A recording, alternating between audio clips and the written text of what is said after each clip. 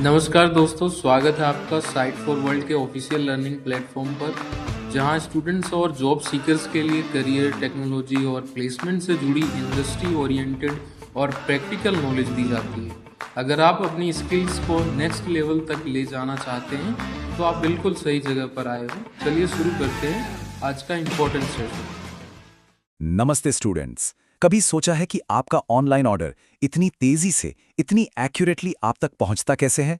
या फिर सुपरमार्केट में शेल्फ्स हमेशा भरी कैसे रहती हैं? इसके पीछे एक बहुत ही पावरफुल इंजन काम करता है।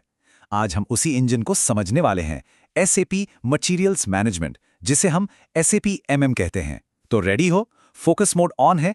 चलिए देखते हैं ये ग्लोबल सप्लाई चेन्स को आखिर चलाता कैसे है। सबसे पहले स्क्रीन पर देखिए, यह है आज की सप्लाई चेन, एक बेहद कॉम्प्लेक्स जाल जैसा।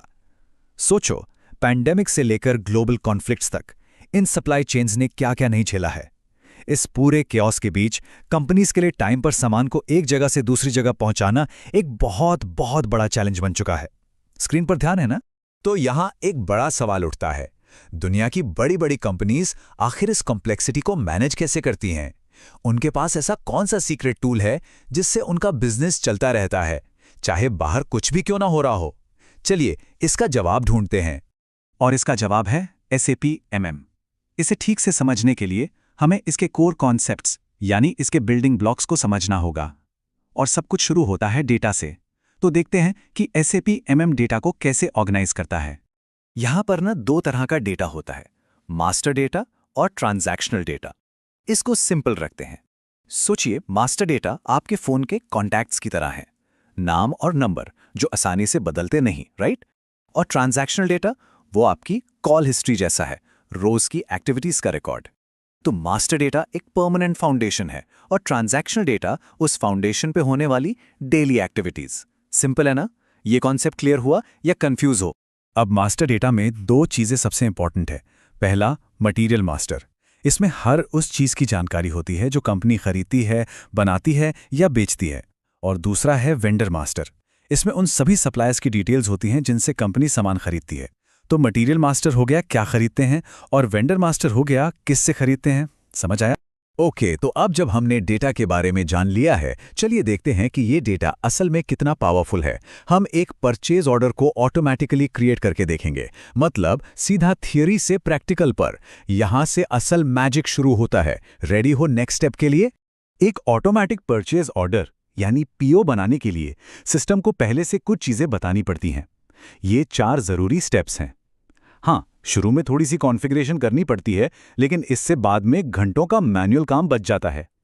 चलिए एक एक करके देखते हैं। पहला स्टेप, मटीरियल मास्टर में इस आइटम के लिए बस एक छोटा सा चेकबॉक्स, ऑटम PO, इसको टिक करना है। देखा कितना सिंपल है? बस एक क्लिक और सिस्टम को ये इंस्ट्रक्शन मिल गया कि इस मटीरियल के लिए आगे से प्रोसेस ऑटोमेटेड होगा।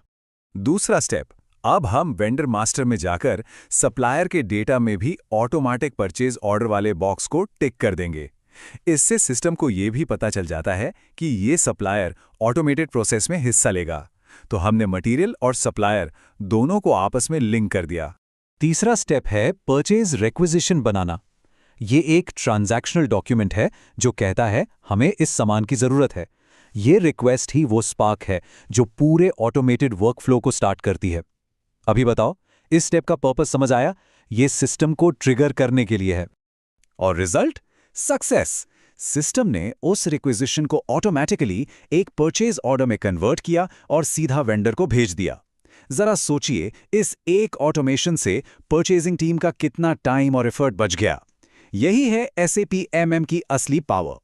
चलिए अब कुछ जरूरी टर्म्स पर एक क्विक नॉलेज चेक करते हैं ताकि आपकी अंडरस्टैंडिंग और भी सॉलिड हो जाए। रेडी हो? तो पहला सवाल, ये परचेज रिक्विजिशन क्या चीज है? सोचो, अभी अभी हमने इसके बारे में बात की थी। परचेज रिक्विजिशन एक इंटरनल डॉक्यूमेंट है। ये कंपनी के अंदर से परचेजिंग प्रोसेस शुरू करने के लिए एक ऑफिशियल रिक्वेस्ट होती है। सिंपल शब्दों में, ये कंपनी के अंदर हमें ये सामान चाहिए कहने का ऑफिशियल तरीका है। ठीक है, अगला सवाल, इनवॉइस वेरिफिकेशन का क्या काम है? ये क्यों इंपॉर्टेंट है, सोच रहे हो? Invoice verification material procurement process का फाइनल और सबसे क्रूशियल स्टेप है। यहाँ पर वेंडर से आए इनवॉइस को गुड्स रिसीव्ड के साथ मैच किया जाता है। इसके बाद ही परचेजिंग साइकिल ऑफिशियली कंप्लीट होता है। ध्यान से सुनना, ये एक बहुत ही इंपॉर्टेंट कॉन्सेप्ट है। अगर इंटरव्यू में पूछा गया तो बता पाओगे ना? ओके, तो अब तक हमने प्रेजेंट को समझा। अब थोड़ा सा बिग पिक्चर देखते हैं। ये टेक्नोलॉजी फ्यूचर के चैलेंजेस को फेस करने के लिए कैसे इवॉल्व हो रही है। चलिए S/4HANA और क्लाउड की दुनिया में चलते हैं। फ्यूचर का गोल है एक यूनिफाइड और पावरफुल प्लेटफॉर्म बनाना, और SAP S/4HANA वही प्लेटफॉर्म है। ये कंपनीज को फ्यूचर के लिए मजबूत और स्टेबल सप्लाई चेन्स बनाने में हेल्प करता है। ये पहले से ज़्यादा तेज, ज़्यादा स्मार्ट है। अब कंपनीज इस नई टेक्नोलॉजी को दो तरीकों से यूज कर सकती हैं, ऑन प्रेमिसेस यानी अपने खुद के सर्वर्स पर, या फिर क्लाउड पर। ऑन प्रेमिसेस में कंट्रोल ज़्यादा होता है, जबकि क्लाउड में फ्लेक्सिबिलिटी और स्केलेबिलिटी मिलती है। दोनों के अपने अपने फायदे हैं। और इस नई टेक्नोलॉजी पर मूव करना अब पहले से बहुत आसान हो गया है। PwC के डेटा के अनुसार पहले से बने बनाए इंडस्ट्री सॉल्यूशंस के साथ S/4HANA का डिप्लॉयमेंट 40% तक तेज हो सकता है। मतलब एक बहुत बड़ा टाइम सेवर। तो आखिर फ्यूचर दिखता कैसा है? कुछ ऐसा जहां ऑटोमेशन, डेटा और इंटेलिजेंस सिस्टम्स पूरी सप्लाई चेन में एक साथ काम कर रहे हैं। रोबोट ऑपरेटेड वेयरहाउसेस से लेकर रियल टाइम ट्रैकिंग तक सब कुछ आपस में कनेक्टेड होगा। तो आज हमने SAP MM की पावर देखी। अब एक आखिरी सवाल आपके लिए। जब ऑटोमेशन सारे रूटीन प्रोसेस को हैंडल करने लगेगा, तब सप्लाई चेन में इंसानों का नया, ज्यादा स्ट्रेटेजिक रोल क्या होगा? इसके बारे में जरूर सोचना। अपने थॉट्स कमेंट्स में शेयर। तो हमारे चैनल को सब्सक्राइब कीजिए और वीडियो को अपने दोस्तों के साथ शेयर जरूर कीजिए।